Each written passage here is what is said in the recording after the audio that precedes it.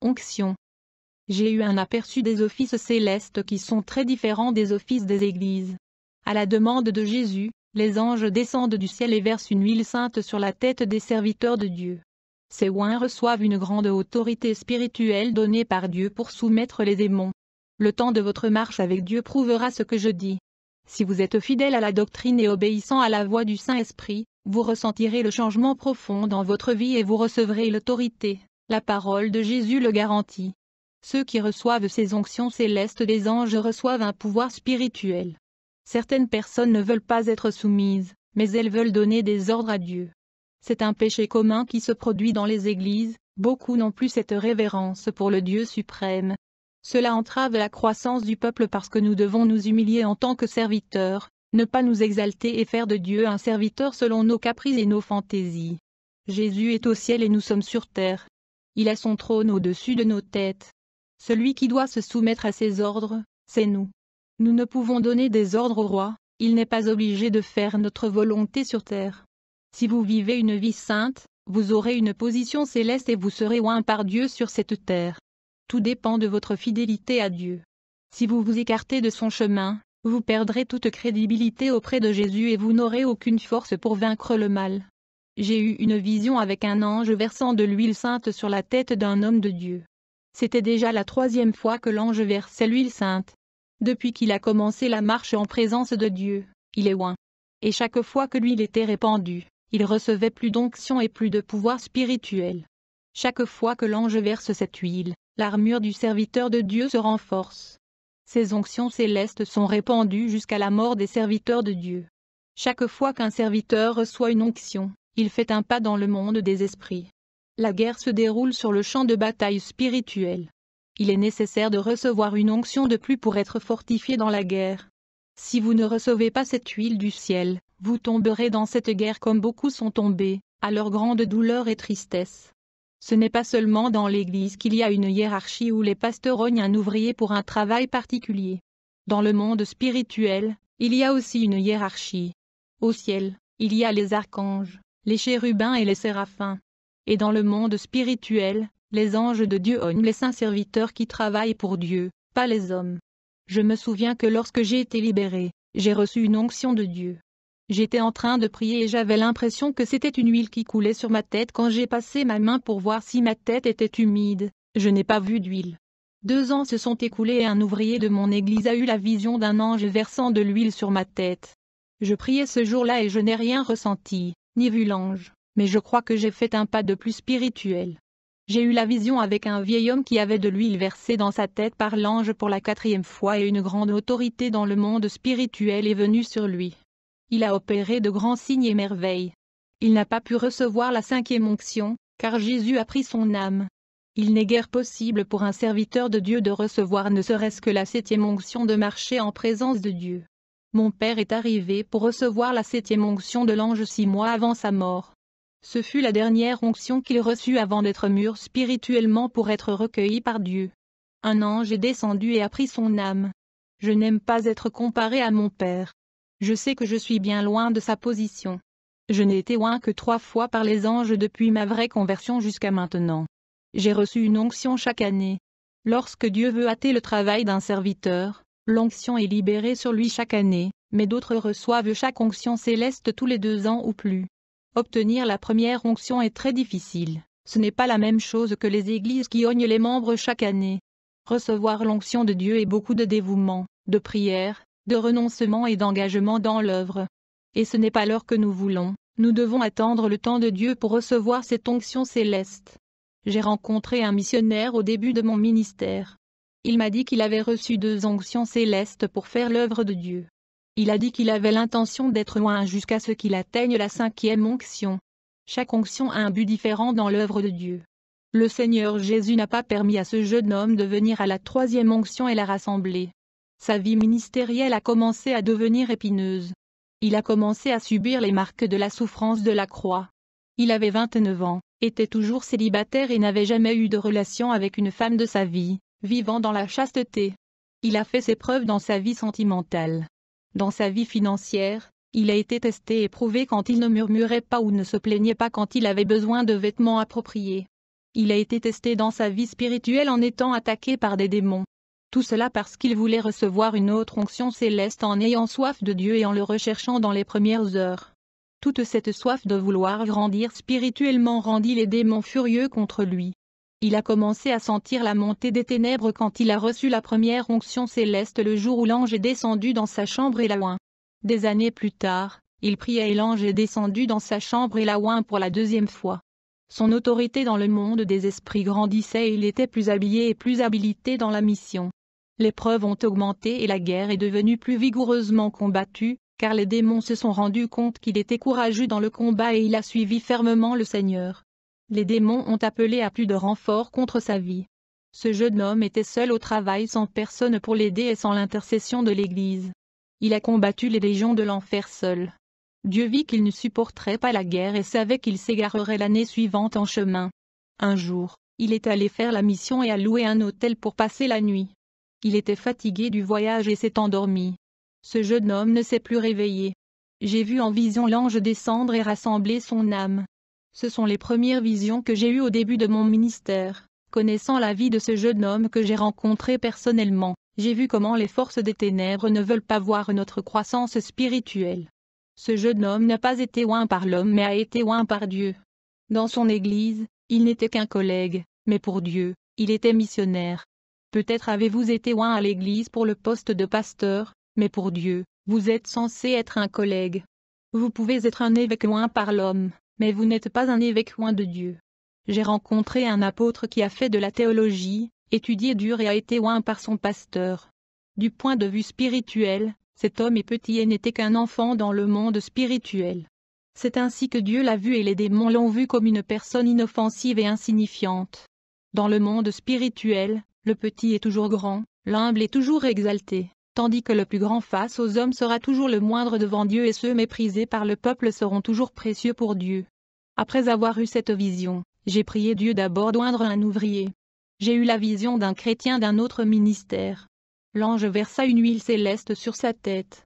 Son pasteur ne lui a jamais prêté attention et n'a pas oint ce serviteur. Ce chrétien a été oint de Dieu, mais son pasteur ne lui a donné aucun bureau dans son église et a supprimé son ministère. Son berger a oint d'autres chrétiens charnels mais il n'a prêté aucune attention à ce chrétien et aucune occasion ne lui a été donnée de chanter ou de parler de Dieu dans son église. C'était un chrétien humble dans son cœur, simple et obéissant à la parole. Satan a aveuglé son pasteur pour qu'il ne voie pas la lumière du Saint-Esprit qui était dans sa vie. Satan enterrait le ministère de ce chrétien par l'intermédiaire de son pasteur qui lui interdisait de faire le travail et de visiter d'autres églises qui lui offraient des opportunités de faire un travail missionnaire dans leurs églises. Son pasteur ne voulait pas l'oindre. Le Seigneur Jésus m'a envoyé dans sa maison pour l'oindre comme missionnaire. Je l'ai oint et le Saint-Esprit a visité sa maison. Et cet homme est allé faire la mission de Dieu en voyageant dans des endroits éloignés, apportant la bonne nouvelle aux âmes assoiffées. Son berger aveugle n'a pas vu le grand homme de Dieu que son membre est. Et quand ce pasteur est tombé malade, aucun de ses ouvriers n'est venu lui rendre visite mais son ex-ouvrier rejeté lui a rendu visite et Dieu l'a guéri par les mains de cet homme qu'il méprisait comme personne d'autre, alors que Dieu exalte ses petits. Il y a beaucoup de pasteurs qui ne voient pas loin de Dieu dans leurs églises. Ce sont des bergers sans vision qui ne connaissent pas le troupeau que Dieu a mis entre leurs mains. J'ai une révélation à ceux qui ont reçu une position du ciel, non pas des hommes, mais de Dieu, étant oints pour leur travail. Ils ont refusé d'obéir à l'appel de Dieu, se rebellant contre son autorité suprême. Les rebelles auront leur nom barré parce qu'ils ne veulent pas faire le travail en tant que fidèles serviteurs. Une oint donnée une réponse à la prière. J'ai eu une vision de prière montant au ciel sous la forme d'une boule de feu et d'une onction spéciale descendant pour donner du pouvoir à un groupe de chrétiens. C'est une forme de gratitude de Jésus. J'ai vu des millions de prières pénétrer dans les demeures célestes sous la forme de lettres lues par les anges, des lettres encodées en mystère que seuls les cieux comprennent. Les églises qui ne prient pas, les anges ne font pas non plus la guerre en leur nom. Le monde spirituel agira toujours dans ce monde terrestre et même dans la maison de prière. Les forces obscures agissent dans les fausses églises et les forces de la lumière agissent dans les vraies églises. Réservoir d'huile d'ointine pour les saints qui évangélisent. L'ange m'a emmené près d'un réservoir de pétrole géant qui brille comme de l'or. L'ange a dit, c'est l'huile d'onction qui est versée sur la tête des saints pour proclamer l'évangile. Les anges messagers ont rempli les tubes d'or avec les onctions et sont descendus sur la terre pour oindre les saints.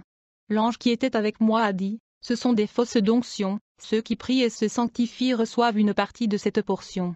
Le nombre de chrétiens qui veulent vraiment être sérieusement engagés dans l'œuvre de Dieu a diminué. Et les anges ont cessé de venir. Rares sont ceux qui vivent le vrai évangile. Ceux-ci ont reçu une onction céleste pour leur capacité spirituelle.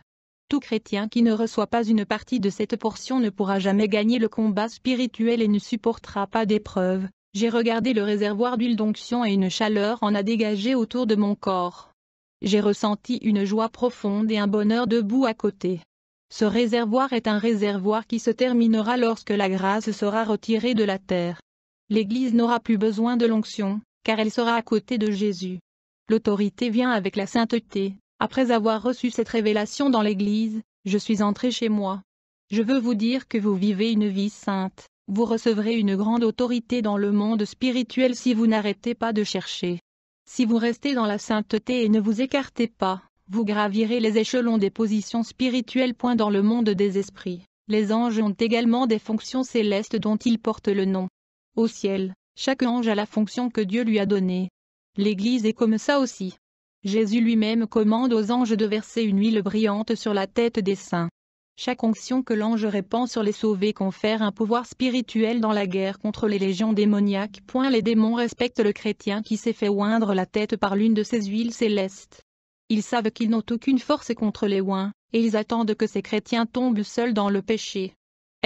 Échelle de l'onction. La nuit à la maison, je priais Dieu. J'ai eu la vision d'une échelle spirituelle descendant du ciel. Chaque escalier faisait monter des gens. 40 personnes n'avaient toujours pas monté les escaliers, 30 personnes étaient sur les premières marches, 20 personnes étaient à mi-chemin de ces escaliers. Je me suis vu dans ces escaliers. J'avais passé le milieu des marches. En approchant de l'entrée céleste, 10 personnes étaient sur la même marche que moi.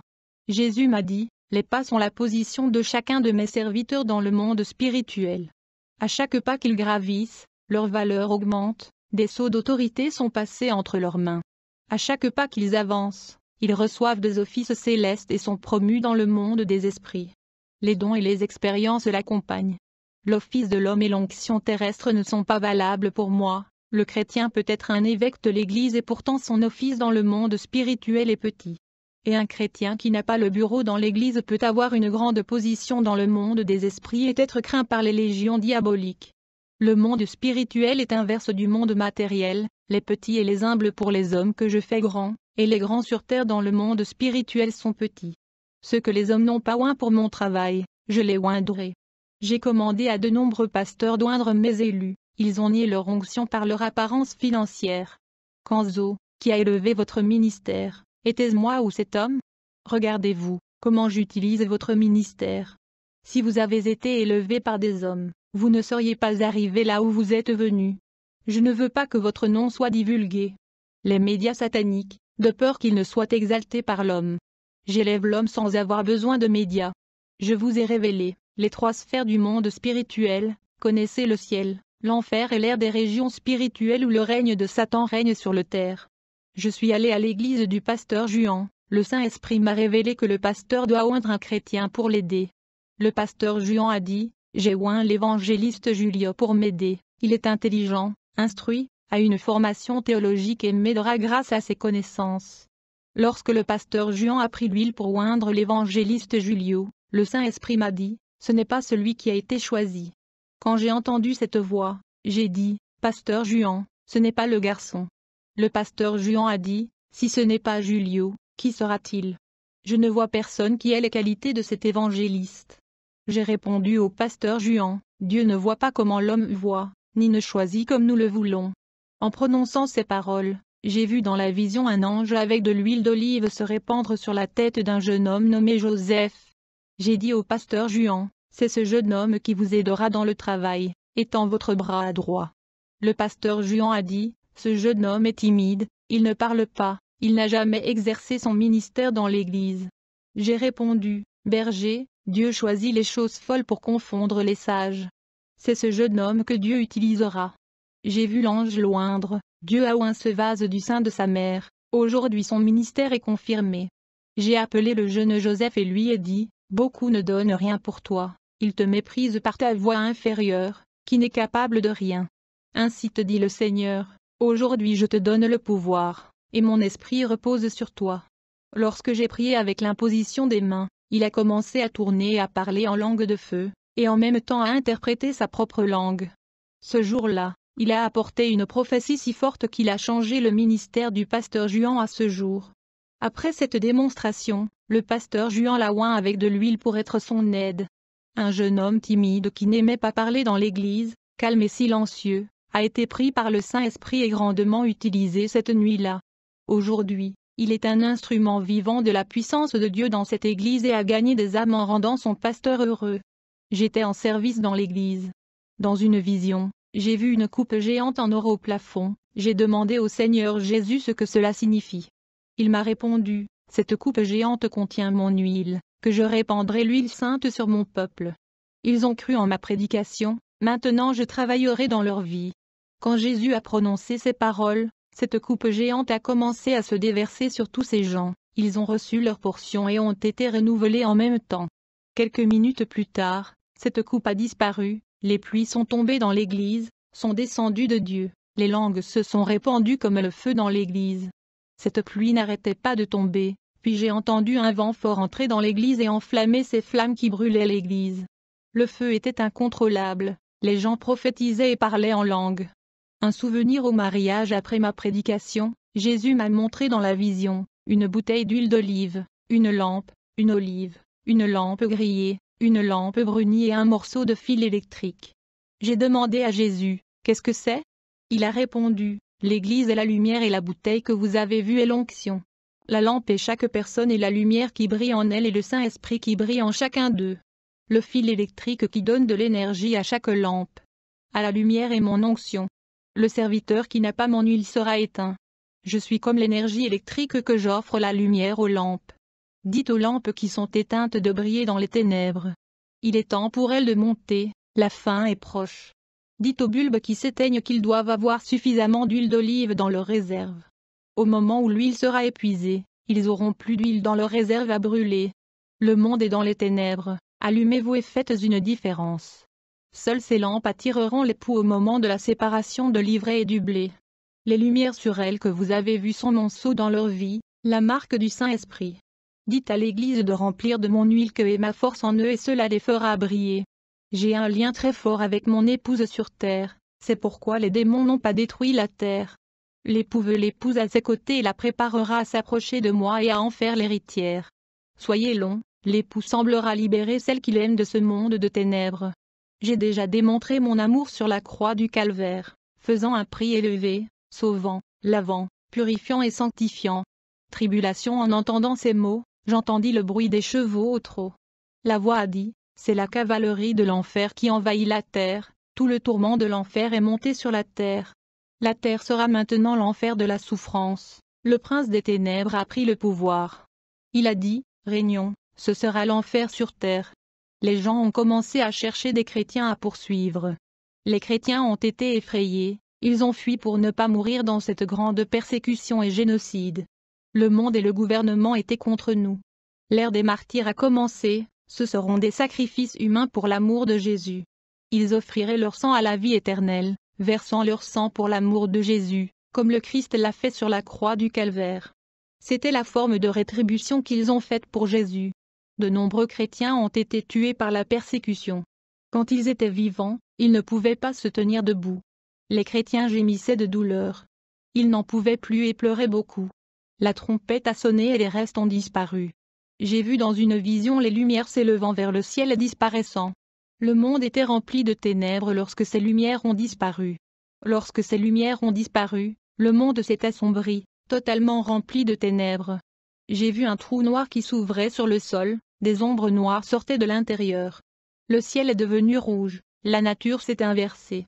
C'était comme si cela se retournait contre nous. Une voix a dit, le ciel est déconnecté de la terre, il n'y a plus de connexion avec les humains. Tous ont été abandonnés, le Saint-Esprit a été enlevé, le lien avec la terre a été rompu. Ce qui a rendu le ciel relié à la terre, c'était l'Église alors qu'elle était encore sur terre, Jésus a pris la sienne.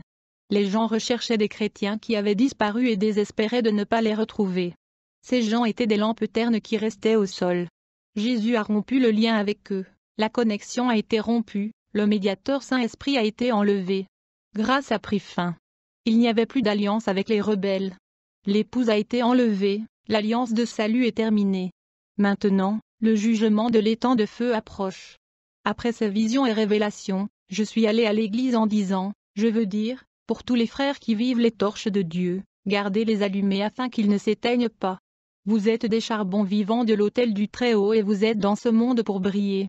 Quand l'époux sera venu, il prendra ceux qui sont allumés en sa présence. Jésus m'a montré dans la vision, de nombreuses torches s'éteignant. J'ai vu de nombreuses lampes tamisées couvertes par les ténèbres à cause du péché. Et là où il n'y a pas de lumière, les ténèbres prévalent. Le Seigneur ne prendra pas ceux qui sont effacés par les ténèbres. Beaucoup sont appelés et peu sont choisis. La séparation quittera l'ivraie et portera le blé.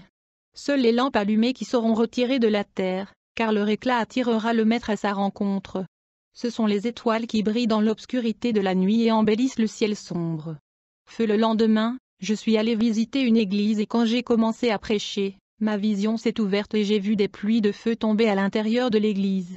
J'ai été choqué de recevoir cette pluie, mais les gens de l'église n'ont rien ressenti. J'ai demandé à Jésus, pourquoi suis-je le seul à avoir senti cette pluie? Jésus m'a dit, cette pluie venait de moi, mais les gens sont spirituellement morts et ceux qui sont morts ne peuvent rien ressentir. S'ils ne ressentent rien, c'est à cause de l'absence de mon esprit en eux, leurs lampes se sont éteintes.